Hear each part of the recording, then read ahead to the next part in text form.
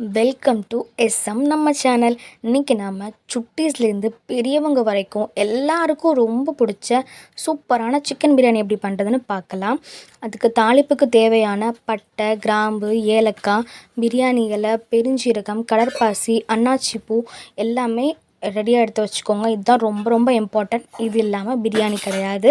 இதெல்லாம் சேர்ந்தால் தான் கண்டிப்பாக அந்த பிரியாணி சூப்பராக இருக்கும்.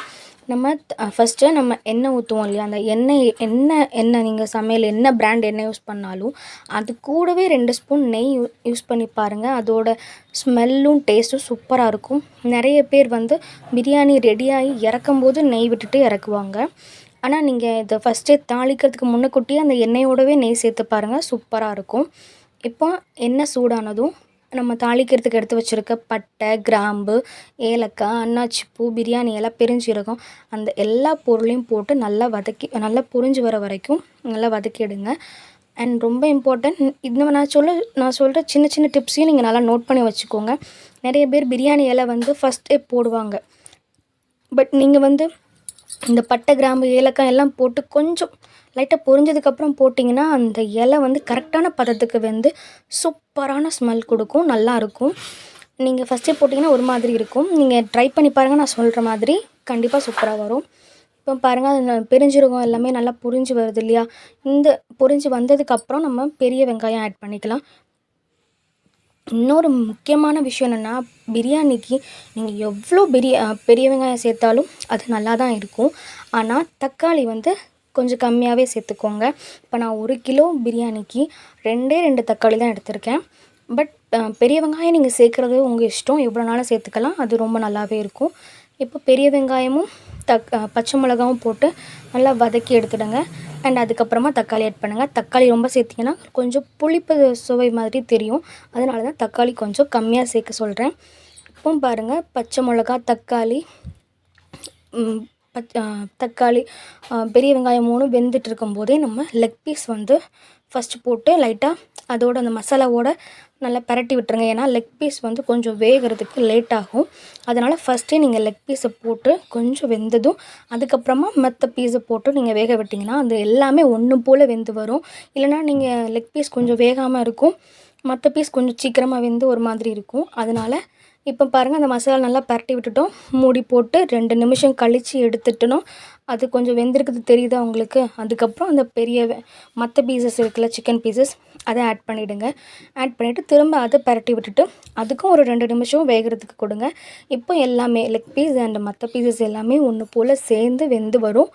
நல்லா உங்களுக்கு தெரியும் அந்த டிஃப்ரென்ஸ். அண்ட் இன்னொரு மோஸ்ட் இம்பார்ட்டண்ட் திங் என்னென்னா, நம்ம சில பேர் அப்படி பண்ணுவாங்க. நம்ம அந்த பெரிய வெங்காயம், தக்காளி, பச்சை மிளகா போட்டிருக்கோம் இல்லையா, அந்த ஸ்டேஜ்லேயே இஞ்சி பூண்டும் தயிரும் ஆட் பண்ணுவாங்க. அப்படி ஆட் பண்ணாதீங்க. கறி எப்போவுமே நீங்கள் கறி ஆட் பண்ணதுக்கப்புறம், அதாவது சிக்கன் ஆட் பண்ணதுக்கப்புறம் நீங்கள் இஞ்சி பூண்டு அண்டு தயிர் போடுங்க. ஏன்னா அந்த கறி ஆட் பண்ணதுக்கப்புறம் நீங்கள் தயிர் சேர்த்திங்கன்னா தான் அந்த கறியை கொஞ்சம் சாஃப்டன் பண்ணி கொடுக்கும் அந்த தயிர். அப்புறம் இஞ்சி பூண்டு அந்த கறியோட ஸ்மெல்லை எடுத்து விடும். நீங்கள் ஃபஸ்ட்டே போட்டுட்டிங்கன்னா இஞ்சி பூண்டோட ஸ்மெல் போயிடும், கறியோட ஸ்மெல் அப்படி கொஞ்சம் லைட்டாக தெரிஞ்ச மாதிரி இருக்கும். அதனால் நீங்கள் கறி போட்டதுக்கப்புறமா இஞ்சி பூண்டும் தயிரும் போட்டு பாருங்கள்.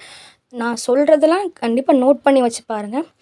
இப்போ அது போட்டுகிட்டே நம்ம மசாலாவும் ஆட் பண்ணிடலாம். இப்போ நான் கடையில் வாங்கின பிரியாணி மசாலா தான் யூஸ் பண்ணியிருக்கேன்.